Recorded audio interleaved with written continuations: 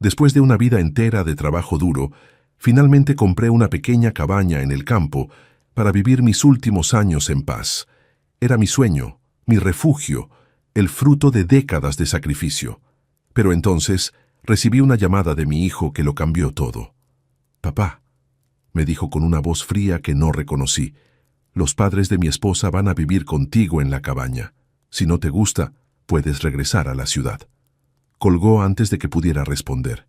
Me quedé en silencio, con el teléfono en la mano, sintiendo cómo mi corazón se partía en pedazos. Pero cuando ellos llegaron, descubrieron lo que yo había hecho. Mi nombre es Ramiro Antonio Correa. Tengo 66 años y esta es mi historia. Antes de continuar, quiero pedirles un favor. Estamos trabajando para llegar a 5,000 suscriptores en este canal, y tu apoyo significa todo para nosotros. Si esta historia te toca el corazón, por favor suscríbete y déjame un comentario diciéndome desde qué país nos estás viendo. Además, ayúdanos a llegar a 200 me gusta en este video. Cada like nos impulsa a seguir compartiendo estas historias de vida. Ahora sí, continuemos. Nunca imaginé que llegaría a este punto. Nunca pensé que mi propio hijo, el niño al que crié con mis propias manos, el joven al que di todo lo que tenía y todo lo que no tenía, sería capaz de tratarme como si fuera un estorbo, como si fuera basura, como si mi vida, mi esfuerzo, mis sacrificios no significaran absolutamente nada. Aquella tarde de marzo, cuando sonó mi teléfono y vi el nombre de mi hijo en la pantalla, sonreí. Hacía semanas que no hablábamos. Desde que se casó con Marcela hace 3 años, nuestras conversaciones se volvieron cada vez más escasas, más frías, más distantes. Pero yo seguía siendo su padre. Seguía amándolo con la misma intensidad del primer día que lo tuve en mis brazos. «Bueno, hijo», respondí con alegría. «Papá, necesito hablar contigo sobre algo importante», dijo él. Su tono era serio, casi burocrático. No había calidez, no había cariño. «Claro, hijo, dime». Los padres de Marcela necesitan un lugar donde vivir. Vendieron su casa en Guadalajara y decidimos que se muden a tu cabaña. Hay espacio suficiente y tú vives solo. Me quedé sin palabras. No era una pregunta, no era una solicitud, era una orden, una declaración. «¿Perdón?», logré decir finalmente. «Ya está decidido, papá. Llegarán el próximo fin de semana. Prepara las habitaciones». «Pero, hijo, esa cabaña es mi hogar. Trabajé 30 años para poder comprarla. Es mi lugar de descanso, mi...» «Si no te parece bien», me interrumpió con una frialdad que me heló la sangre, «puedes empacar tus cosas y regresar a la ciudad. Nosotros no tenemos espacio para ti aquí». Y colgó. Me quedé ahí, sentado en el pequeño porche de mi cabaña, mirando las montañas que tanto amaba, sintiendo cómo las lágrimas rodaban por mis mejillas arrugadas. ¿Cómo había llegado a esto? ¿Cómo el niño que una vez me abrazaba y me decía, «Eres el mejor papá del mundo», ahora me hablaba como si fuera un inquilino molesto? Pero en ese momento de dolor, en ese instante de humillación absoluta, algo cambió dentro de mí. No dije nada, no llamé de vuelta, no supliqué, simplemente comencé a planear. Para entender lo que hice, necesitan conocer mi historia. Necesitan saber quién es Ramiro Antonio Correa y por qué esa cabaña significaba todo para mí. Nací en 1959 en un pequeño pueblo del estado de Oaxaca, México. Mi padre era campesino y mi madre lavaba ropa ajena para ayudar con los gastos. Éramos pobres, no del tipo de pobreza que se ve en las películas, sino de la real, la que duele, la que marca. Hubo noches en las que nos acostábamos con hambre. Hubo inviernos en los que temblábamos de frío porque no teníamos con qué comprar cobijas. Cuando tenía 12 años, mi padre murió de un infarto mientras trabajaba en el campo. De un día para otro, me convertí en el hombre de la casa. Dejé la escuela y comencé a trabajar en lo que podía, cargando bultos en el mercado, limpiando zapatos en la plaza, ayudando en construcciones. Mi madre lloraba cada noche porque quería que yo estudiara, pero los dos sabíamos que no había opción. O trabajaba o moríamos de hambre. A los 16 años, decidí mudarme a la Ciudad de México. Le prometí a mi madre que le enviaría dinero cada mes, y cumplí esa promesa hasta el día de su muerte, 20 años después. En la capital, conseguí trabajo como ayudante de albañil. El trabajo era duro, brutal. Mis manos se llenaron de callos, mi espalda dolía cada noche, pero nunca me quejé. Nunca. Aprendí el oficio. Me volví bueno en lo que hacía. Con el tiempo, pasé de ayudante a oficial y luego a maestro albañil. Ganaba lo suficiente para vivir modestamente y seguir enviando dinero a mi madre. A los 25 años conocí a Rosa. Era mesera en una fonda cerca de una obra donde yo trabajaba. Era hermosa, con una sonrisa que iluminaba cualquier habitación. Nos enamoramos. Nos casamos 6 meses después en una ceremonia sencilla en una pequeña iglesia. No teníamos nada, pero nos teníamos el uno al otro, y eso era suficiente. 2 años después nació nuestro hijo, Alejandro. El día que lo vi por primera vez, lloré como nunca había llorado. Ese pequeño ser envuelto en una manta azul era mi todo, era mi propósito, era la razón por la que me levantaba cada mañana a las 5 para llegar a las obras. Era por él que soportaba el sol abrasador, el polvo en los pulmones, el dolor en los huesos. Le prometí a ese bebé, mientras lo sostenía en mis brazos, temblorosos, que tendría una vida mejor que la mía, que nunca pasaría hambre, que estudiaría, que llegaría lejos, y cumplí esa promesa. Durante los siguientes 20 años, trabajé sin descanso. Rosa y yo vivíamos en un departamento pequeño, pero nos aseguramos de que Alejandro tuviera todo lo que necesitaba. Libros, uniformes escolares, clases de fútbol. Cuando otros niños salían de vacaciones, nosotros nos quedábamos en casa. Pero Alejandro nunca se quedó sin sus útiles escolares. Nunca. Hubo años difíciles. Hubo momentos en los que Rosa tuvo que trabajar turnos dobles en diferentes restaurantes. Hubo navidades en las que nosotros no comimos para que Alejandro tuviera su cena especial. Pero lo hicimos con amor. Lo hicimos con orgullo. Alejandro era un buen hijo. Inteligente, cariñoso, respetuoso. Me ayudaba en la casa, cuidaba a su madre, estudiaba con dedicación. Cuando terminó la preparatoria, logró entrar a la universidad para estudiar administración de empresas. Yo no cabía de orgullo. Mi hijo, el hijo de un albañil, iba a la universidad. Trabajé horas extras durante sus años universitarios para pagar sus estudios. A veces llegaba a casa tan cansado que me quedaba dormido en el sofá con la ropa de trabajo puesta. Rosa me quitaba las botas y me cubría con una cobija. «Descansa, amor», me susurraba. «Lo estás logrando». Alejandro se graduó con honores. Consiguió un buen trabajo en una empresa de la ciudad. Comenzó a ganar bien, mucho mejor de lo que yo jamás gané. Ver su éxito era la mayor satisfacción de mi vida. Había valido la pena cada dolor de espalda, cada mano lastimada, cada madrugada. Pero entonces Rosa enfermó. Cáncer de páncreas. El diagnóstico llegó como un rayo. Los médicos dijeron que era agresivo, que había pocas esperanzas. Luchamos durante 2 años. Vendí todo lo que teníamos de valor. Alejandro ayudó con algunos gastos médicos, pero la mayor parte del peso cayó sobre mí. Me endeudé, pedí préstamos, trabajé hasta el agotamiento. Rosa murió, una tarde de octubre, rodeada de Alejandro y de mí. Sus últimas palabras fueron: «Cuídense mutuamente, siempre cuídense». Su muerte me destrozó. Durante meses viví como un fantasma, trabajando mecánicamente, comiendo poco, durmiendo menos. Alejandro me llamaba con frecuencia. «Papá, ven a vivir conmigo», me decía.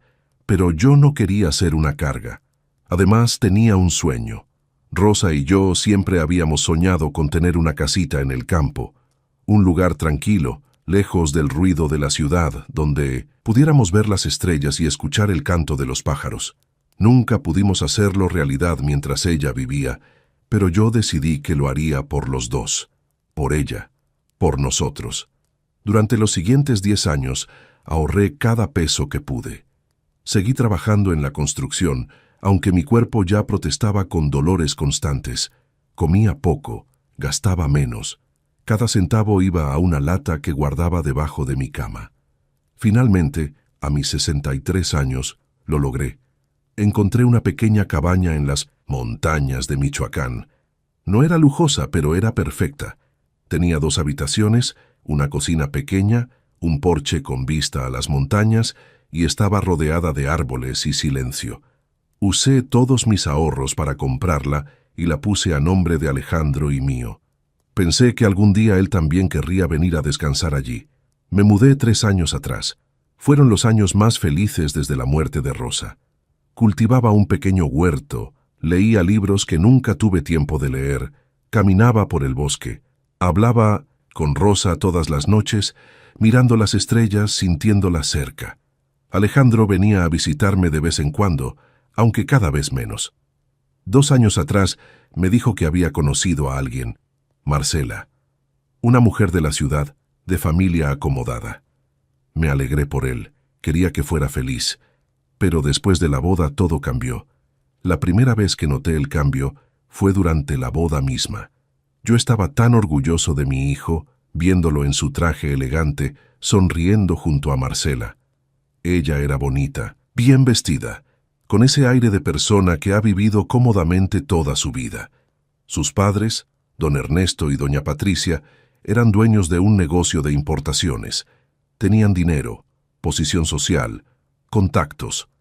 Durante la recepción, intenté acercarme a los padres de Marcela para presentarme correctamente. Los había saludado brevemente en la iglesia, pero quería conversar, conocerlos. Después de todo, ahora éramos familia. Mucho gusto, don Ernesto, doña Patricia, dije extendiendo mi mano. Soy Ramiro, el padre de Alejandro. Don Ernesto me miró de arriba abajo con una expresión que no pude descifrar del todo. Estrechó mi mano brevemente, casi sin fuerza. Ah, sí, el albañil, dijo con una sonrisa que no llegó a sus ojos. Constructor, corregí suavemente, sin perder la sonrisa. Trabajé 30 años en la construcción. Es lo mismo, ¿no? Intervino doña Patricia, con un tono que pretendía ser amable, pero sonaba condescendiente. Qué bien que Alejandro haya salido adelante. A veces la educación puede sacar a las personas de, bueno, ya sabes. No terminó la frase, pero no hacía falta. El mensaje era claro.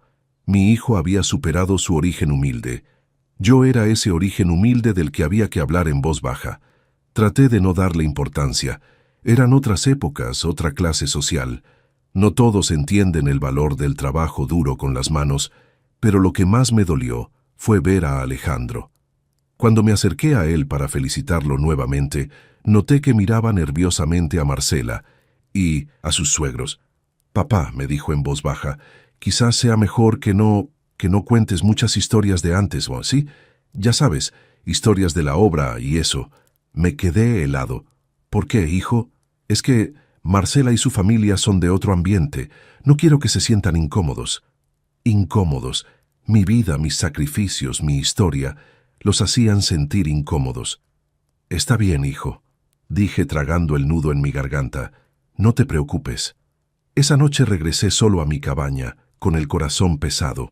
Le hablé a Rosa, como siempre hago. No sé qué está pasando, amor, le dije a las estrellas. Nuestro hijo está cambiando. Los meses siguientes confirmaron mis temores. Alejandro, que antes me llamaba 2 o 3 veces por semana, ahora apenas me contactaba una vez al mes. Cuando lo hacía, las conversaciones eran breves, frías, obligatorias. ¿Cómo estás, papá? Bien, hijo. ¿Y tú? ¿Cómo está Marcela? Bien, todos bien. Muy ocupados con el trabajo. Tengo que colgar. Hablamos luego. Y colgaba. Dejó de visitar la cabaña. Antes venía cada mes, a veces con algún amigo. Pasábamos el día caminando por el bosque, cocinábamos juntos, conversábamos durante horas. Yo vivía para esas visitas, pero después de casarse, las visitas cesaron por completo. Intenté invitarlos. Hijo, ¿por qué no vienen Marcela y tú este fin de semana? Puedo preparar ese mole que tanto te gustaba. Es que no tenemos tiempo, papá. Marcela tiene compromisos sociales. Además, ella no está acostumbrada a, ya sabes, a lugares tan rústicos. Rústico. Mi hogar, mi sueño, el lugar que compré con décadas de sudor, era rústico. Un lugar donde la esposa de mi hijo no quería estar. Entiendo, dije, pero no entendía. No entendía nada. Un día decidí ir a visitarlos a la ciudad. No avisé con anticipación porque quería darles una sorpresa. Llevaba tamales que había preparado por la mañana, los favoritos de Alejandro cuando era niño. Toqué la puerta de su departamento. Era un lugar bonito, moderno, en una zona elegante de la ciudad. Marcela abrió la puerta. Su expresión cambió inmediatamente al verme. «Don Ramiro», dijo con una sonrisa forzada. «¡Qué sorpresa! Hola, Marcela. Pasaba por la ciudad y quise traerles unos tamales. ¿Está Alejandro?» Está trabajando. No llegará hasta tarde. Se quedó parada en la puerta sin invitarme a pasar. «Ah, bueno, ¿puedo esperarlo un rato? Me gustaría verlo». Vi la incomodidad en su rostro. «Es que tengo visitas hoy. Unas amigas vienen a tomar el té y no sé si sea el mejor momento». «No te preocupes, no molestaré. Solo estaré un rato en la sala», suspiró. «Está bien, pasa». Entré y me senté en la sala. Era un espacio hermoso, con muebles elegantes, obras de arte en las paredes. Me sentí fuera de lugar con mi camisa de trabajo y mis zapatos viejos. Las amigas de Marcela llegaron media hora después. Eran mujeres de su edad, bien vestidas, con bolsas de marca. Cuando Marcela me presentó, solo dijo: «Él es don Ramiro, el papá de mi esposo. Solo está de paso». No mi suegro, no el padre de Alejandro, solo el papá de mi esposo, como si fuera un conocido lejano. Las mujeres me saludaron con cortesía distante y luego me ignoraron por completo. Hablaban de restaurantes caros, de viajes a Europa, de spas y boutiques. Yo me sentía invisible, como un mueble viejo que no encaja con la decoración. Después de una hora insoportable, decidí irme. Dejé los tamales en la cocina y me despedí. Marcela me acompañó a la puerta. «Don Ramiro», dijo en mí sin voz baja, «la próxima vez por favor avise antes de venir. Es mejor coordinar las visitas». Asentí, humillado, y me fui. Esa noche llamé a Alejandro. «Hijo, fui a visitarte hoy». «Sí», Marcela me dijo.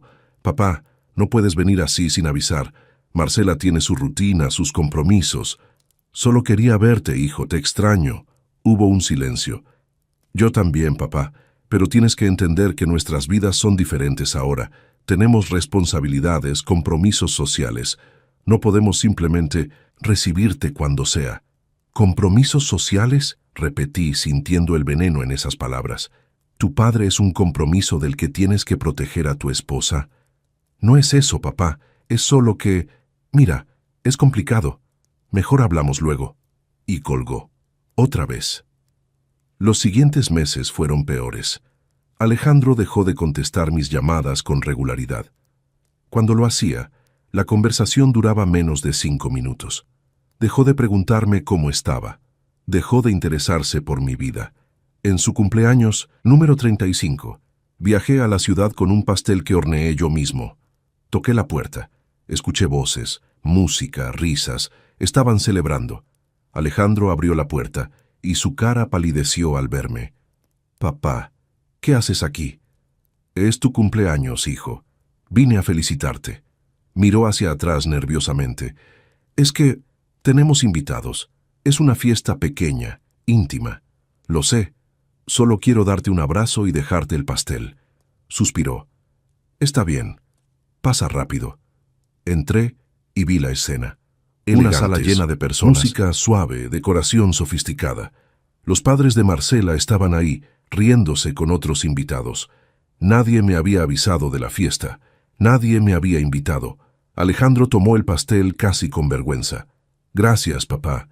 Es que ahora estamos a punto de cortar el pastel que ordenamos de una pastelería, pero... Gracias». Me acerqué para abrazarlo. Él se dejó abrazar, pero su cuerpo estaba rígido, incómodo. Sobre su hombro vi a Marcela mirándome con una expresión de fastidio. Vi a pincentones don Ernesto susurrarle algo a su esposa mientras me señalaba discretamente con la cabeza. «Te dejo festejar, hijo», dije con la voz quebrada. «Feliz cumpleaños». «Gracias, papá». Me fui de esa fiesta sintiendo que había perdido a mi hijo, que la persona que yo había criado con tanto amor ya no existía. O tal vez nunca había existido de la manera que yo creía. El golpe final llegó 3 meses después, en esa llamada de marzo, que cambiaría todo. Ese día había sido particularmente hermoso. La primavera estaba comenzando y mi pequeño huerto mostraba los primeros brotes de tomates y chiles. Había pasado la mañana trabajando en la tierra, sintiendo el sol en la espalda, en paz con el mundo. A mis 66 años, mi cuerpo dolía más que antes, pero el trabajo en el jardín me hacía bien. Me mantenía activo, me daba propósito. Preparé mi comida, frijoles, tortillas hechas a mano, un poco de queso fresco que compré en el pueblo. Comí en el porche, mirando las montañas, agradecido por este pequeño paraíso que me había costado toda una vida construir. Entonces sonó el teléfono. Alejandro. Mi corazón saltó de alegría como siempre que veía su nombre en la pantalla. No importaba cuánto tiempo pasara, no importaba cuánto me ignorara, él seguía siendo mi hijo, mi niño, el amor de mi vida junto con Rosa. «Bueno, hijo», respondí con entusiasmo. «¡Qué sorpresa! ¿Cómo estás?» «Papá, necesito hablar contigo sobre algo importante». Su tono era de negocios, frío, distante, como si estuviera hablando con un cliente, no con su padre. «Claro, dime, ¿está todo bien?» Los padres de Marcela van a necesitar un lugar donde vivir. Vendieron su casa en Guadalajara porque el negocio no está yendo bien y necesitan reducir gastos. Decidimos que lo mejor es que se muden a tu cabaña. El mundo se detuvo. Tardé varios segundos en procesar lo que acababa de escuchar. ¿Perdón? ¿Que se muden aquí? ¿A mi casa? Sí, papá. Hay 2 habitaciones. Tú puedes usar una y ellos la otra. Don Ernesto y doña Patricia son personas mayores y necesitan un lugar tranquilo. Es perfecto. Hijo, espera. Esta es mi casa. La compré para mí, para tener mi espacio, mi paz. No puedo simplemente... Papá, me interrumpió con impaciencia. No estoy pidiendo tu opinión. Te estoy informando, es lo que vamos a hacer. Sentí como si me hubieran golpeado en el estómago. ¿No estás pidiendo mi opinión? Hijo, soy tu padre. Esta es mi casa. La compré con el dinero de 30 años de trabajo. No puedes simplemente decidir quién vive aquí. La casa está a tu nombre y al mío, papá. Lo recuerdas, ¿verdad? Así que técnicamente también es mi decisión. Era cierto. Cuando compré la cabaña, el notario me sugirió ponerla a nombre de ambos para facilitar la herencia en el futuro. Nunca imaginé que mi hijo usaría eso en mi contra. Alejandro, dije tratando de mantener la calma aunque sentía que me temblaban las manos, trabajé toda mi vida para tener este lugar. Tu madre y yo soñamos con esto durante años. Ella ya no. ¿Está? Pero yo sigo aquí. Y este lugar es todo lo que tengo. No puedes quitármelo. No te estoy quitando nada, papá. Sigues viviendo ahí. Solo compartirás el espacio. ¿Con los padres de Marcela? ¿Con personas que me han dejado claro que me consideran inferior? No seas dramático, papá. Nadie ha dicho eso. No hace falta decirlo, hijo. Lo he visto en sus ojos cada vez que me miran. Lo he sentido en cada conversación, y tú lo sabes, lo has permitido. Hubo un silencio tenso. Mira, papá, dijo, finalmente con un tono que pretendía ser conciliador, pero sonaba condescendiente. Entiendo que esto es difícil para ti, pero don Ernesto y doña Patricia son mis suegros.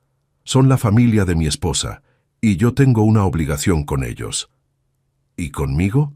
¿No tienes una obligación conmigo? Soy tu padre. Te crié solo después de que tu madre murió. Te di todo lo que tenía. Te pagué la universidad trabajando doble turno. ¿Eso no cuenta para nada? Por supuesto que cuenta, papá. Y por eso te estoy dando la oportunidad de ayudar a mi familia. Ellos van a llegar y espero que los trates bien. Mi voz tembló cuando respondí que yo los trate bien. ¿Y cómo me han tratado ellos a mí?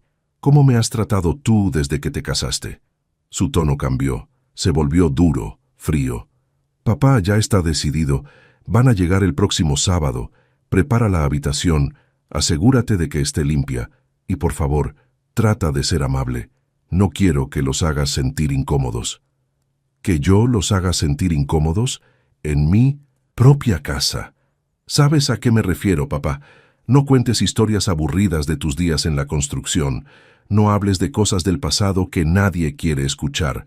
Solo Sé discreto, ¿sí? Cada palabra era una puñalada. Mi propio hijo me estaba pidiendo que me volviera invisible en mi propia casa, que escondiera mi historia, mi vida, mi identidad, para no incomodar a personas que nunca me habían mostrado una pizca de respeto. ¿Y si digo que no?, pregunté en voz baja. Alejandro suspiró, exasperado. Entonces vas a tener que buscar otro lugar, papá. Nosotros no tenemos espacio para ti aquí en la ciudad. Marcela dejó muy claro que no quiere que vivas con nosotros, así que si no funciona en la cabaña, vas a tener que arreglártela solo. Tal vez puedas rentar un cuarto en algún lugar. El silencio que siguió fue ensordecedor. Mi hijo me acababa de decir que, básicamente, si no aceptaba ser desplazado en mi propia casa, me quedaría sin hogar. ¿Así de poco valgo para ti?, logré decir con la voz quebrada. ¿Soy tan desechable? No es personal, papá, es solo la realidad. Tengo que pensar en mi matrimonio, en mi familia. Marcela es mi prioridad ahora. Yo también soy tu familia, Alejandro. Soy tu padre. Ya me tengo que ir. Llegarán el sábado alrededor del mediodía. Por favor, ten todo listo. Y colgó. Me quedé ahí, sentado en el porche, con el teléfono en la mano, mirando el atardecer sin verlo realmente. Las lágrimas corrían por mis mejillas sin control. 66 años de vida, 40 años de trabajo brutal, 35 años de ser padre, y así es como terminaba. Desechado, humillado, tratado como un estorbo en mi propio hogar. Pensé en Rosa, en lo que ella diría si estuviera aquí. Se le habría roto el corazón ver a nuestro hijo convertido en esto, en alguien capaz de tratar a su propio padre con tal desprecio. Esa noche no pude dormir. Caminé por la cabaña, tocando las paredes que yo mismo había pintado, mirando los muebles que había comprado, uno por uno con tanto esfuerzo. Cada rincón de este lugar tenía mi sudor, mi historia, y ahora me lo querían quitar. O peor, me querían obligar a compartirlo con personas que me despreciaban, mientras me convertía en un fantasma en mi propio hogar. Pero mientras caminaba en la oscuridad, algo comenzó a cambiar dentro de mí. El dolor se transformaba lentamente en algo diferente. No era ira exactamente, era claridad, una determinación fría y silenciosa. Si mi hijo y su familia querían tratarme como si fuera nadie, como si no importara, como si pudieran pisotearme y yo simplemente lo aceptaría, iban a descubrir que estaban equivocados. Ramiro Antonio Correa había sobrevivido a la pobreza, al trabajo brutal, a la muerte de su esposa. Había construido edificios con sus propias manos. Había levantado a un hijo solo. No era un hombre fácil de quebrar, y no me iban a quebrar ahora. Esa madrugada, mientras el sol comenzaba a asomar entre las montañas, tomé una decisión. No llamé a Alejandro. No supliqué, no argumenté. Simplemente comencé a prepararme. Tenía 6 días antes de que llegaran don Ernesto y doña Patricia. 6 días para hacer lo que tenía que hacer. Me senté en la mesa de la cocina con un cuaderno viejo y un lápiz. Escribí una lista. Pensé en cada detalle, en cada posibilidad. No iba a actuar por impulso. No iba a ser cruel ni vengativo de la manera obvia. Iba a ser inteligente. Porque si algo había aprendido en 66 años de vida, es que la verdadera fuerza no está en los gritos ni en la violencia. Está en la dignidad, en mantenerse firme, en mostrarles a las personas quiénes son realmente cuando el espejo se les pone enfrente. Durante esos 6 días trabajé metódicamente. Cada mañana me levantaba con el sol y ejecutaba mi plan con la precisión de un arquitecto diseñando una obra. Lo primero que hice fue vaciar completamente una de las habitaciones, la que tenía la mejor vista, la que tenía el baño privado, la que yo usaba como mi dormitorio. Saqué mi cama, mi ropero, mis pertenencias. Las llevé a la habitación más pequeña, la que tenía una sola ventana diminuta y compartía baño. Limpié la habitación grande hasta dejarla impecable. Cambié las sábanas por unas nuevas que compré en el pueblo. Puse flores frescas en un jarrón sobre la cómoda. Barrí, trapeé, pulí cada superficie hasta que brilló. La dejé perfecta, irreprochable, pero en mi nueva habitación, la pequeña y modesta, instalé un candado en la puerta. Un candado fuerte, de esos que usan en los almacenes. Solo yo tenía la llave, que colgué de una cadena que llevaba siempre al cuello, escondida bajo mi camisa. Moví todas mis cosas personales ahí, las fotos de Rosa sonriendo en nuestro aniversario, mis libros favoritos subrayados y desgastados por años de lecturas, la caja de madera donde guardaba las cartas que Alejandro me escribió cuando era niño y me decía, «Te amo, papá», con su letra torcida, mis documentos importantes, el reloj que me regaló Rosa en nuestro 10º aniversario. Todo lo que tenía valor sentimental para mí quedó bajo llave en ese pequeño espacio que ahora era mi fortaleza. En la cocina hice algo similar. Saqué todos mis alimentos especiales, el café orgánico que tanto me gustaba y que compraba una vez al mes como un lujo, las galletas de avena caseras que doña Refugio, mi vecina del pueblo, me había regalado, el tarro de miel pura que compré directamente de un apicultor, las especias que usaba para cocinar mis platillos favoritos.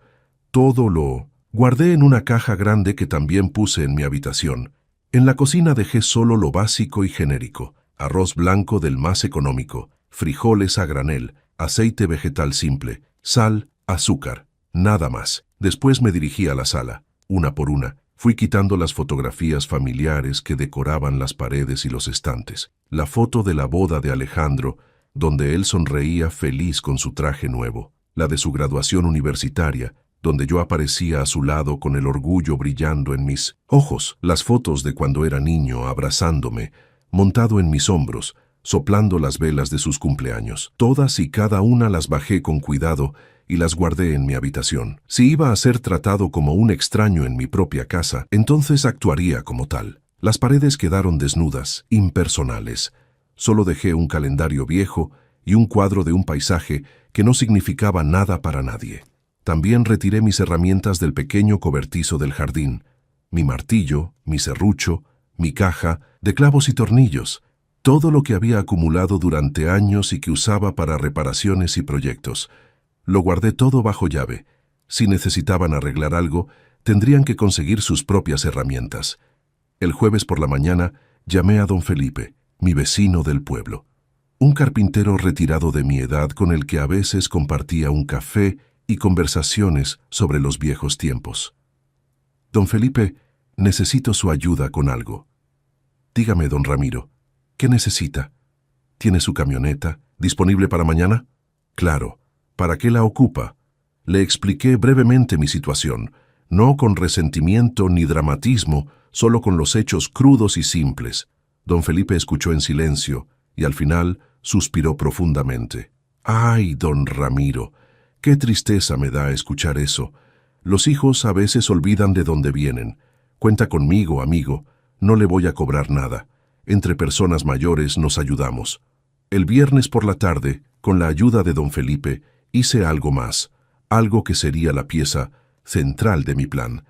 Cargamos en su camioneta varios muebles, mi sillón favorito, el viejo librero de madera que había restaurado yo mismo, una mesa pequeña, algunas sillas. Los llevamos al pueblo y los dejamos en la pequeña bodega que don Felipe tenía detrás de su casa. ¿Está seguro de esto, don Ramiro?, me preguntó mientras descargábamos. Completamente seguro, amigo. Ya verá por qué. Esa noche, mi última noche de paz en mi cabaña antes de la invasión, preparé una cena especial. Hice el mole que Rosa me enseñó a preparar, el que Alejandro adoraba cuando era niño. Lo comí solo en el porche mirando las estrellas, hablándole a Rosa como siempre hacía. «Amor», le dije al cielo, «ojalá estuvieras aquí para decirme si estoy haciendo lo correcto. Nuestro hijo se ha perdido, se ha convertido en alguien que no reconozco. Pero no voy a dejar que me quite mi dignidad, no sin luchar».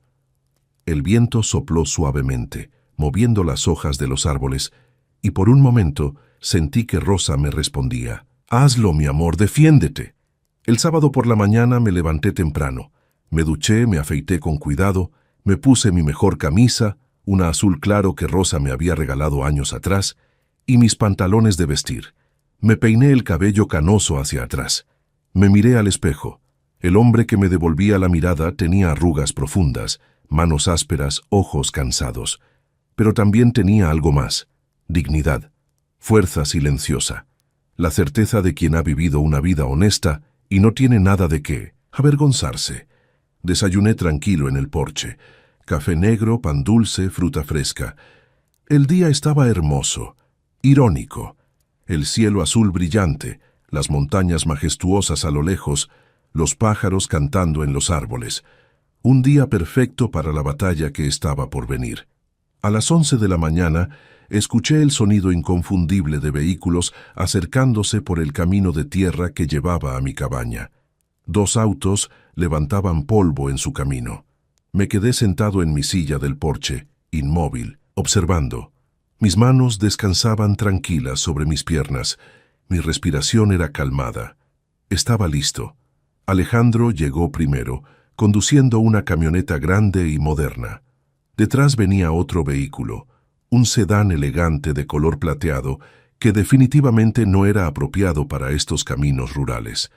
Mi hijo bajó primero. Me vio sentado ahí y caminó hacia mí. Había algo en su expresión que no pude descifrar completamente. ¿Incomodidad? ¿Culpa? ¿Desafío? Tal vez una mezcla de todo. «Hola, papá», dijo con una voz que intentaba sonar casual, pero sonaba tensa. «Alejandro», respondí. Mi voz era neutral, plana. No me levanté. No le ofrecí un abrazo. Solo lo miré directamente a los ojos. Don Ernesto y doña Patricia bajaron del sedán. Ella traía unas gafas de sol enormes que probablemente costaban más que mi pensión de 2 meses, y un vestido de marca que definitivamente no era apropiado para el campo. Él vestía pantalones de vestir impecables y una camisa cara. Ambos miraban la cabaña y los alrededores con una expresión que dejaba absolutamente claro lo que pensaban. ¿De verdad vamos a vivir en este lugar? Marcela bajó del lado del copiloto de la camioneta de Alejandro. Llevaba un conjunto deportivo de diseñador y también traía gafas de sol. Ni siquiera volteó a verme. Don Ramiro, saludó don Ernesto, con un tono que pretendía ser cordial, pero sonaba condescendiente. Gracias por recibirnos en su hogar.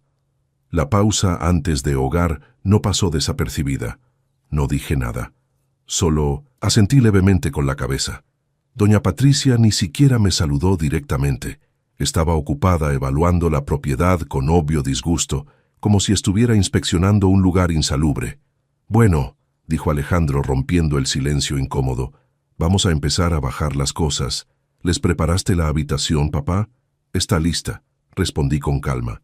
La mejor habitación de la casa, limpia, con baño privado, con la mejor vista. Alejandro pareció sorprendido, como si esperara resistencia. «Ah, sí, bien, gracias». «De nada». Y entonces comenzó el espectáculo que yo había estado esperando. Durante la siguiente hora, observé desde mi silla en el porche cómo descargaban lo que parecían ser las pertenencias de una familia entera para una mudanza permanente. Maletas enormes de marca, cajas y más cajas, una televisión de pantalla gigante, un mini refrigerador, lámparas decorativas, almohadas especiales, sábanas de lujo, productos de belleza y cuidado personal que llenaban 3 cajas completas. Incluso trajeron un sillón reclinable eléctrico para don Ernesto. «¿Dónde quieren que ponga esto?», preguntaba Alejandro sudando por el esfuerzo, y yo simplemente señalaba hacia la habitación que había preparado. Después de la 5ª caja, don Ernesto entró a inspeccionar su nueva habitación. Salió con el ceño fruncido. «El closet es pequeño y no veo aire acondicionado». «No hay aire acondicionado en toda la cabaña», dije calmadamente sin levantarme de mi silla. «Estamos en las montañas. El clima es fresco, no hace falta». «Bueno, pues vamos a tener que comprar uno», declaró doña Patricia con tono exigente. «Yo no puedo dormir sin aire acondicionado. Me da migraña». «Pueden comprarlo si quieren», respondí manteniendo la calma. «Pero tendrán que contratar a un electricista para instalar el sistema necesario. La instalación eléctrica de la cabaña no está diseñada para eso. Y por supuesto, todo corre por su cuenta». El rostro de don Ernesto se puso rojo. «Y se supone que nosotros paguemos por mejorar tu casa. Mi casa está bien como está», dije mirándolo directamente. «Si ustedes quieren lujos adicionales, son bienvenidos a pagarlos». Marcela, quien había estado callada todo este tiempo, mirando su celular con fastidio por la falta de buena señal, finalmente habló. «¿No puede ser un poco más cooperativo, don Ramiro? Mis padres están pasando por un momento difícil. Estamos haciendo esto por el bien de todos». La miré directamente a los ojos. Mi voz salió tranquila pero con un filo de acero. ¿El bien de todos? ¿O solo el bien de ustedes? Se puso roja de indignación. Alejandro intervino rápidamente. «Papá, por favor, no empieces». «No estoy empezando nada, hijo», respondí sin alterar mi tono. «Solo estoy estableciendo cómo van a ser las cosas aquí». «¿Cómo van a ser las cosas?», repitió don Ernesto con condescendencia evidente. «Creo que estás olvidando que esta casa también está a nombre de Alejandro. Tenemos tanto derecho a estar aquí como tú». Me levanté lentamente de mi silla, no con agresividad, sino con una dignidad tranquila que pareció sorprenderlos a todos. Los miré uno por uno, a don Ernesto con su prepotencia, a doña Patricia con su disgusto mal disimulado, a Marcela con su desprecio, y finalmente a Alejandro, mi hijo, quien no pudo sostenerme la mirada. «Tienen razón en una cosa», dije con voz clara. «Esta casa está a nombre de Alejandro y mío. Pero mientras yo viva aquí, mientras yo pague el mantenimiento, mientras yo cuide este lugar día tras día, se respetan mis reglas». «¿Reglas?», preguntó doña Patricia con sarcasmo. «¿Qué reglas?». «Primera regla», comencé contando con mis dedos. «Mi habitación está cerrada con llave. Nadie, y digo nadie, entra ahí excepto yo. Segunda, la cocina es un espacio compartido, pero cada quien compra y prepara su propia comida. Yo no soy su cocinero, su sirviente, ni su empleado doméstico. Tercera, la sala es un espacio común, pero respeten que también es mi hogar, así que no puedo reorganizar nada sin consultarme. Cuarta, no tocan mis herramientas, no usan mis cosas, no entran a mi espacio personal». El silencio que siguió fue tan denso que podía cortarse con un cuchillo. «Esto es absolutamente ridículo», explotó don Ernesto. Su cara estaba completamente roja ahora. «¿Quién te crees que eres para ponernos reglas? ¿Sabes quién soy yo? Alejandro nos dijo que podíamos vivir aquí cómodamente, no como prisioneros con restricciones absurdas». «Pueden vivir aquí», dije sin alterarme, pero con respeto mutuo. Respeto de mi parte hacia ustedes y respeto de ustedes hacia mí. ¿O acaso pensaban que podían llegar a mi casa, a mi hogar, y tratarme como si fuera invisible? Doña Patricia soltó una risa incrédula. «No puedo creer esta falta de hospitalidad. Alejandro, ¿vas a permitir que tu padre nos trate así?» Alejandro se veía dividido, incómodo, sudando no solo por el esfuerzo físico, sino por la tensión del momento. Me jaló del brazo con fuerza. «Papá, tenemos que hablar, ahora, en privado». Lo seguí hacia el jardín, lejos de los demás, pero aún visibles para ellos. Lo vi mirando hacia atrás, asegurándose de que no lo escucharan. «¿Qué demonios estás haciendo?», siseó entre dientes. «Les estás faltando al respeto». «¿Yo les estoy faltando al respeto?», repetí, sintiendo por primera vez una chispa de ira genuina. «Alejandro, abre los ojos. Tú me impusiste esta situación sin consultarme. Tú me trataste como si no tuviera voz ni voto en mi propia casa. Y ahora, que establezco límites básicos de convivencia y dignidad, ¿soy yo el que falta al respeto? Son mis suegros, papá, la familia de mi esposa. No puedes tratarlos ¿Cómo qué? ¿Como ellos me han tratado a mí desde que los conozco? ¿Como tú me has tratado desde que te casaste?» Pareció dudar por un momento. Vi algo en sus ojos, tal vez un destello del hijo que solía ser, del niño que me abrazaba y me decía que era su héroe. Pero ese destello se apagó rápidamente, aplastado por el peso de su nueva vida, su nuevo yo. «Esto va a funcionar solo si todos cooperamos», dijo finalmente con voz tensa. «Si vas a poner obstáculos y ser difícil, entonces tal vez sea mejor que busques otro lugar donde...» «¿Dónde qué?», lo interrumpí. «Termina la frase, Alejandro. ¿Dónde me vaya? ¿Es eso? ¿Vas a echarme de mi propia casa para que tus suegros estén cómodos?» Se quedó callado, pero su silencio lo dijo todo. Respiré profundo. sintiendo el peso de 66 años de vida, de trabajo, de sacrificio, cayendo sobre mis hombros. Escúchame muy bien, hijo. Voy a decirte esto una sola vez, así que presta atención. Yo trabajé 30 años de mi vida, rompiendo mi espalda, destrozando mis manos, para comprar esta cabaña. Esta tierra está pagada con mi sudor, con mi sangre, con cada dolor que soporté en silencio. Tu madre y yo soñamos con este lugar durante toda nuestra vida juntos. Ella no llegó a disfrutarlo, pero yo sí. Y no voy a permitir que nadie, ni siquiera tú, me quite esta dignidad, que me costó una vida entera ganar. Nadie te está quitando nada, papá. Solo te estamos pidiendo que compartas. ¿Compartir? Solté una risa amarga. ¿Cómo ustedes han compartido conmigo? ¿Cuándo fue la última vez que me invitaron a su casa sin que yo tuviera que rogar? ¿Cuándo fue la última vez que me trataron como familia y no como una vergüenza que hay que esconder? Alejandro no tenía respuesta. Eso pensé, dije con una tristeza profunda. Adelante, terminen de instalarse. Pero las reglas, y se quedan. Y si no les gustan, la puerta está abierta. Nadie los está obligando a quedarse. Regresé al porche dejando a mi hijo paralizado en el jardín. Los padres de Marcela me miraban con una mezcla de indignación, sorpresa y algo más, incomodidad. Claramente no esperaban que un simple albañil les plantara cara de esta manera. Marcela tenía los brazos cruzados, furiosa. «Esto no va a funcionar», declaró. «Alejandro, tus padres necesitan buscar otro lugar. Tu papá está loco». Pero yo ya había regresado a mi silla, y entonces dejé caer la bomba final. Me senté nuevamente en mi silla del porche y los observé terminar de descargar. Nadie me dirigió la palabra. El ambiente estaba tan tenso que se podía sentir en el aire. Don Ernesto y doña Patricia entraban y salían de la cabaña con expresiones cada vez más sombrías. Alejandro evitaba mirarme. Marcela hablaba en voz baja con sus padres, claramente quejándose. Cuando finalmente terminaron, ya había oscurecido. Alejandro se acercó a mí una última vez. «Nos vamos, papá. Mañana vendré a ver cómo están las cosas». «Como quieras», respondí sin mirarlo. Se quedó parado ahí unos segundos más, como esperando que yo dijera algo más que suavizara la situación. Pero no lo hice. Eventualmente, se dio vuelta y se fue con Marcela.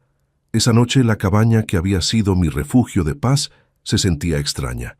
Escuchaba ruidos en la otra habitación, maletas abriéndose, murmullos de desaprobación, quejas sobre la falta de comodidades. Me encerré en mi pequeña habitación con llave y me acosté mirando las fotos de Rosa. «Esto apenas comienza, amor», le susurré a su imagen sonriente. Los siguientes días fueron exactamente como lo esperaba. Don Ernesto y doña Patricia se movían por la cabaña como si les doliera cada paso, como si el simple hecho de estar ahí fuera un sacrificio monumental. Doña Patricia arrugaba la nariz cada vez que cocinaba yo, como si mis frijoles y tortillas fueran algo repugnante. Don Ernesto se quejaba constantemente del calor, del frío, de la humedad, de los insectos, de todo. Pero yo seguí mis reglas al pie de la letra. Cocinaba mi propia comida, limpiaba solo mis propios trastos, mantenía mi espacio cerrado con llave. Ellos hicieron lo mismo, aunque con obvio resentimiento. El tercer día, doña Patricia intentó entrar a mi habitación mientras yo estaba en el jardín. Cuando regresé y vi la manija de la puerta movida y marcas de haber intentado forzarla, supe que habían tratado de violar mi espacio. Esa noche, durante la cena que cada quien preparaba por separado, hablé en voz alta desde la cocina. Solo para que quede claro, si alguien intenta entrar a mi habitación otra vez, llamaré a la policía. No me importa quiénes sean. El silencio que siguió fue glacial. Doña Patricia dejó caer ruidosamente un plato en el fregadero y salió hecha una furia. Al quinto día, don Ernesto explotó. Yo estaba regando mis plantas en el jardín cuando se acercó con la cara roja de ira. «Esto es insoportable. Vivir con tus reglas ridículas, con tu actitud hostil. ¿Qué clase de hombre trata así a la familia de su propio hijo?» Me enderecé lentamente, dejé la manguera a un lado y lo miré directamente a los ojos. «¿Qué clase de hombre?», repetí tranquilamente. Un hombre que ha trabajado cada día de su vida desde los 12 años. Un hombre que levantó a su hijo solo después de que su esposa muriera. Un hombre que se rompió la espalda para darle a ese hijo una educación universitaria. Un hombre que compró esta cabaña con décadas de sacrificio. Esa clase de hombre. Eres un ingrato. Alejandro te está dando la oportunidad de ayudar a tu familia política y tú lo único que haces es poner obstáculos. ¿Ingrato yo? Mi voz se elevó por primera vez. ¿Dónde estaban ustedes cuando mi hijo era niño y yo trabajaba 16 horas al día para que no le faltara nada? ¿Dónde estaban cuando Rosa agonizaba y yo vendí todo lo que tenía para pagarle tratamientos? ¿Dónde estaban en los 30 años que dediqué cada segundo de mi vida a ese muchacho? Don Ernesto retrocedió un paso, sorprendido por mi intensidad. Ustedes aparecieron cuando Alejandro ya era exitoso, continué. Cuando ya tenía dinero, posición, un buen trabajo. Ahí sí lo recibieron con los brazos abiertos, pero a mí, el albañil, el hombre que lo hizo posible, me trataron siempre como basura. No es cierto, nunca. Sí es cierto, lo interrumpí. Lo vi en sus ojos desde el primer día, lo sentí en cada palabra, condescendiente, en cada mirada de desprecio. Y lo peor es que mi hijo lo permitió, los eligió a ustedes sobre mí. Doña Patricia había salido al escuchar los gritos. Tenía los ojos rojos, al borde de las lágrimas de frustración. «No tenemos por qué soportar esto», dijo con voz temblorosa. «Ernesto, llama a Alejandro. Nos vamos de aquí». Y ahí estaba, el momento que había estado esperando. «Muy bien», dije con calma recuperada. «Llamen a Alejandro. Díganle que no pueden vivir aquí. Díganle que su padre fue irrespetuoso y hostil. Cuéntenle su versión». Don Ernesto sacó su teléfono con manos temblorosas y marcó. Puso el altavoz. «¿Bueno?», respondió Alejandro. «Hijo, esto no está funcionando», comenzó doña Patricia con voz dramática. «Tu padre ha sido completamente hostil, tiene reglas absurdas, no nos deja ni siquiera estar cómodos en esta casa, nos trata como invasores». Hubo un silencio al otro lado de la línea. «Papá, ¿estás ahí?», preguntó Alejandro. «Estoy aquí, hijo». «¿Es cierto lo que dicen?». «Depende de cómo lo veas», respondí con voz firme. «Establecí límites, les di la mejor habitación de la casa, les pedí respeto mutuo. Aparentemente, eso es ser hostil». Otro silencio largo. «Don Ernesto, doña Patricia», dijo finalmente Alejandro, y algo en su voz sonaba diferente, más cansado. «¿Qué esperaban exactamente? Mi padre vive solo ahí desde hace años. Es su espacio. Yo los mandé sin siquiera preguntarle si estaba de acuerdo. Pero nos dijiste que sería perfecto, que tu padre estaría feliz de ayudarnos», protestó doña Patricia. Yo asumí muchas cosas, y creo que me equivoqué». El corazón me dio un vuelco. ¿Era posible? ¿Estaba mi hijo finalmente abriendo los ojos? «Alejandro», dijo don Ernesto con tono amenazante, «si no resuelves esta situación, vamos a tener serios problemas. Marcela no va a estar nada feliz». «Lo sé», respondió Alejandro con un suspiro profundo. «Mañana paso por ustedes. Los llevaré a un hotel mientras buscamos otra solución. Lo siento. No debí ponerlos en esta posición, y papá, tampoco debí ponerte a ti en esta posición». Colgó. Don Ernesto y doña Patricia me miraron con odio puro antes de dar media vuelta y encerrarse en su habitación, dando un portazo. Me quedé solo en el jardín mientras anochecía. No sentí triunfo, no sentí alegría, solo sentí un cansancio profundo y una tristeza inmensa. Al día siguiente, Alejandro llegó temprano. Don Ernesto y doña Patricia ya tenían todo empacado, ansiosos por irse. Subieron sus cosas al auto prácticamente sin despedirse de mí. Cuando estuvieron dentro del vehículo, Alejandro se acercó a mí. Por primera vez en años, vi lágrimas en sus ojos. «Papá, yo lo siento. Siento mucho todo esto». No dije nada, solo lo miré. «Tenías razón», continuó con voz quebrada. «He sido un mal hijo, un hijo terrible. Dejé que Marcela y sus padres cambiaran quién soy. Olvidé de dónde vengo. Olvidé todo lo que hiciste por mí». «¿Y ahora qué?», pregunté suavemente. «No lo sé», admitió. Mi matrimonio está en problemas. Marcela está furiosa conmigo por traicionar a sus padres, pero ya no puedo seguir así, viviendo una mentira, pretendiendo ser alguien que no soy. Me acerqué a él y por primera vez en años lo abracé.